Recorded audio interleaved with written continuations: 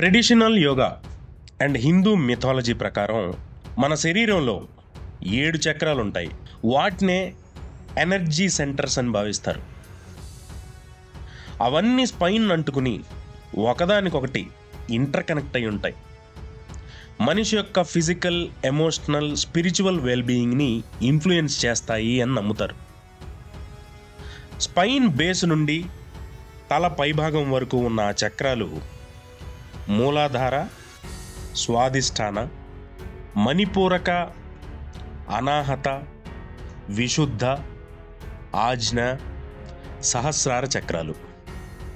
ఈ 7 చక్రాల్లో ప్రతి చక్రానికి స్పెసిఫిక్ లొకేషన్ ఉంటుంది, స్పెసిఫిక్ ఫంక్షన్ ఉంటుంది. ముందుగా మూలాధార చక్రం. ఇది వెన్నెముక బేస్ వద్ద ఉంటుంది. మన గ్రౌండింగ్, మనలోని స్టెబిలిటీ అండ్ మనకి కావాల్సినటువంటి సర్వైవల్ నీడ్స్ ఈ చక్రంతో అసోసియేట్ అయి ఉంటాయి. దీన్నే రూట్ చక్ర అని అంటారు. స్వాదిష్టాన చక్రం, ది సేక్రెడ్ చక్ర, మన లోవర్ అబ్డామెన్లో ఉంటుంది. మనలో ఉన్న క్రియేటివిటీ, ఆనందం అండ్ ఎమోషనల్ వెల్బీయింగ్ తాలూకు బ్యాలెన్సింగ్ అంతా ఈ స్వాదిష్టాన చక్రం మీద ఆధారపడి ఉంటుంది. మణిపూరక చక్రం, ద సోలార్ ప్లెక్సస్ చక్ర, ఇది అప్పర్ అబ్డామెన్లో ఉంటుంది.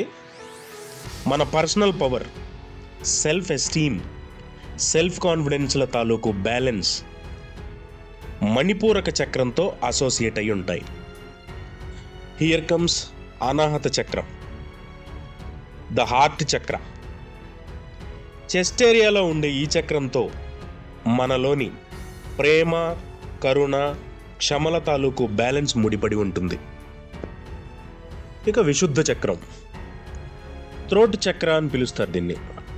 గొంతు భాగంలో ఉండే ఈ చక్రం మన communication, self expression and truth టెల్లింగ్తో అసోసియేట్ అయి ఉంటుంది.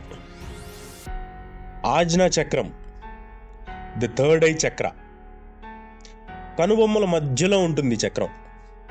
మన అంతర్దృష్టి, జ్ఞానం, అవగాహనలతో అసోసియేట్ అయి ఉంటుంది.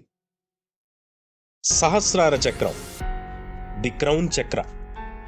ఈ చక్రం యొక్క ప్లేస్మెంట్ తల పై భాగంలో ఉంటుంది. సహస్రార చక్రం అనేది ఆధ్యాత్మిక సంబంధం, ఎన్లైటన్మెంట్ మరియు యూనివర్సల్ కాన్షియస్నెస్తో అసోసియేట్ అయి ఉంటుంది.